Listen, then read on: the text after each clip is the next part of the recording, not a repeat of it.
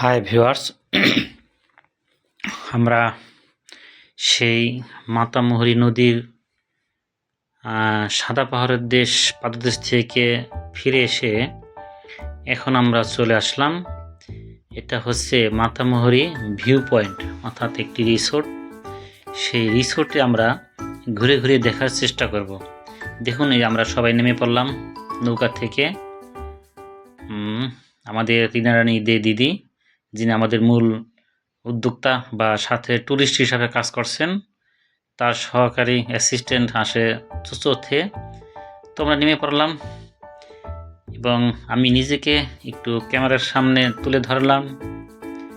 তো আমরা এখন নেমে সেই পাহাড়ের দিকে উঠে যাব, যেটার নাম হচ্ছে মাতামুহুরী ভিউ পয়েন্ট। সেটার দিকে উঠে যাব। আমরা উঠছি এবং আমি ক্যামেরা ধরছি। এই যে দেখুন, আশেপাশে পাহাড়, গাছগাছালি। এই যে একটা কি বলবো, এটা একটা হচ্ছে ঝির। হ্যাঁ, এই ঝির নিয়ে বলছিলাম। ঝির হচ্ছে, এই দেখুন, একটা ছোটোখাটো একটা আমরা বলতে পারি একটা নালা। একজন নালা। এই ঝির কিন্তু অনেক উপকারী একটা জিনিস বলতে পারেন পাহাড়ের ক্ষেত্রে। এখানে জলাধার, অর্থাৎ বর্ষার সময় পাহাড়ের যে বৃষ্টির জলগুলি এই নালা দিয়ে ঝর্ণার মতো বা ঝরে যায় এবং এটা একটা স্বচ্ছ জল। এবং এখানে আশেপাশে বিভিন্ন গাছগাছালির জন্ম হয় বা অনেক পোকামাকড়ও তৈরি হয়, যাই হোক, ইত্যাদি ইত্যাদি।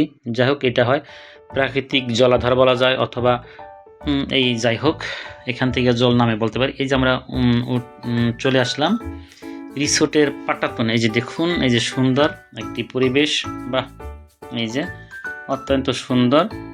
এই যে আমরা সবাই বসে বসে মুগ্ধ তো নাচ শুরু করে দিল। এই যে দেখুন, নাচতেছে, বাহ, লুঙ্গি ডান্স এভাবে চলছে।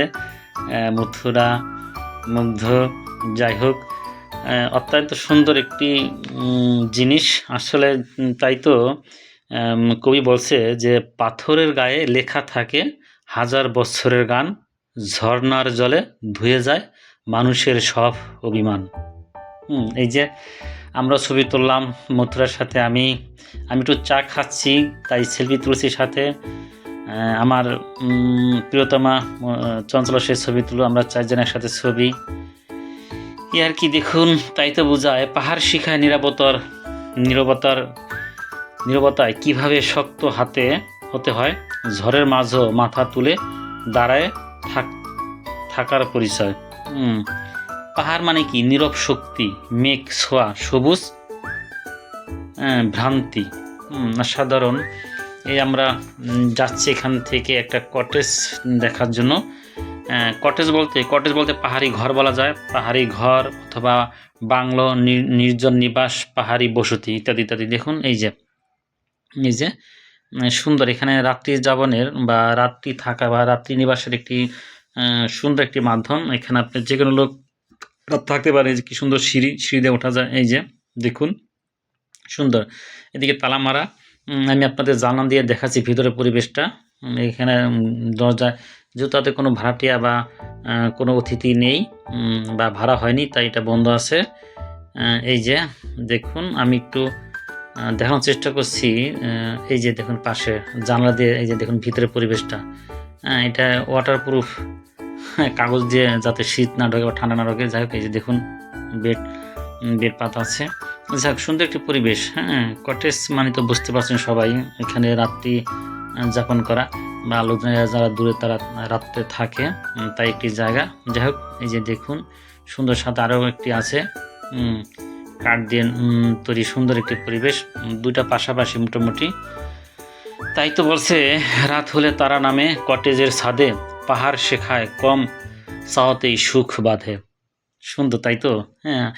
আবার কবি কি বলছে?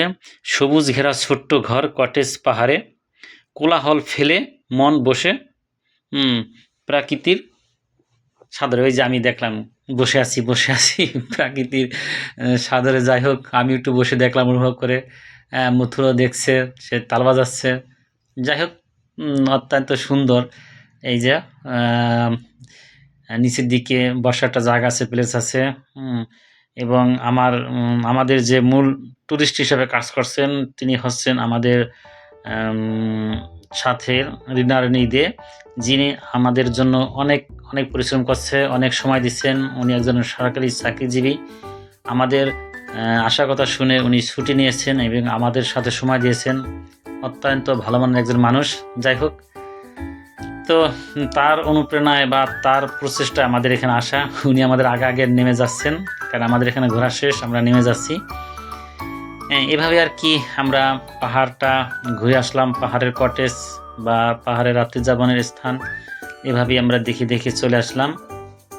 নিচের দিকে যাচ্ছি, এই যে দেখুন আমাদের আগে দিদিমণি যাচ্ছেন রিনা রানী দে, তাকে ফলো করে আমি যাচ্ছি। মথুরাকে দেখা যাচ্ছে। এই যে আমরা সবাই আসবো, এখন আমরা নৌকায় উঠবো। যাই হোক, যত সময় আপনাদের দেখানোর চেষ্টা করলাম, আমি যা দেখি তাই আপনাদের দেখালাম মোবাইলের মাধ্যমে।